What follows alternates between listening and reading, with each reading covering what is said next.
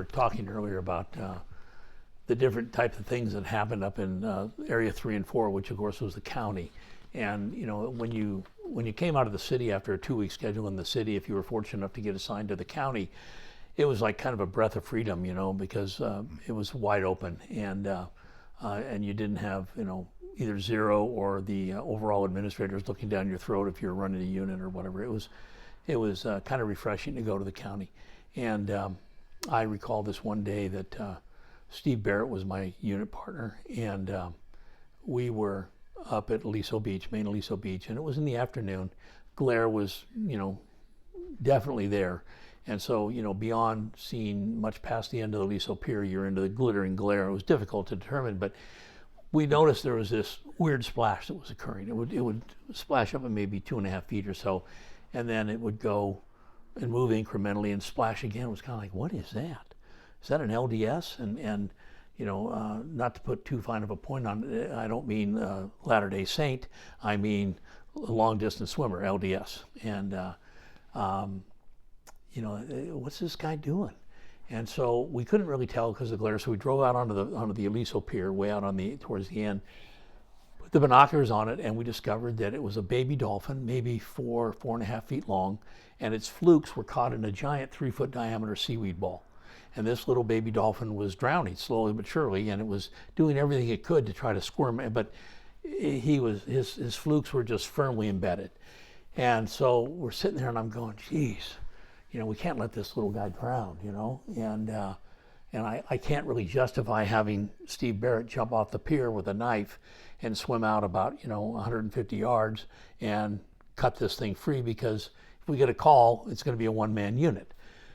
So it's kind of a quandary. And about that point in time, we see the Laguna Lifeguard boat, and it was heading back to Dana Point because it was 3:30, 3:45.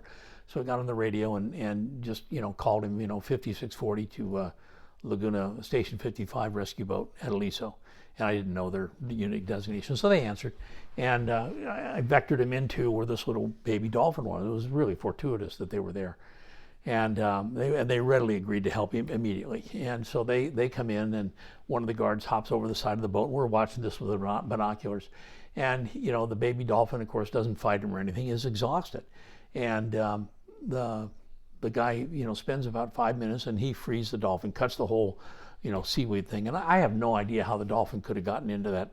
Maybe he was just playing around. I don't know. So the dolphin is freed, and the guy goes to climb back in the boat, and the dolphin disappears. And they're getting ready to motor out of there. And all of a sudden, this baby dolphin pops up on the seaward side of the boat. They were facing bow south, and this dolphin pops up. And he's maybe 7-8 feet away from the boat because we're still watching it. And he pops up, and he's on his flukes, and he starts doing this. And he's literally thanking them and talking to them.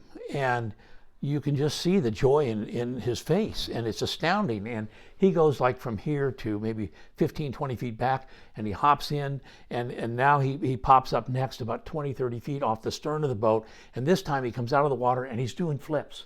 And then he'd come and do it again. And wow. And then he disappears, and he comes this time on the shore side of the boat. And he's walking the flukes again, and then he disappeared. But he was so exuberant, and he was so grateful for life that it was, it's just burned into my mind what this little dolphin did.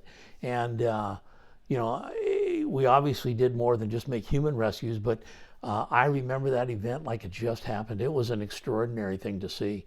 And this was long before people hopping in the water and freeing the whales from fishing nets and so on and so forth. But it was extraordinary. Yeah. How this dolphin was communicating with these two lifeguards.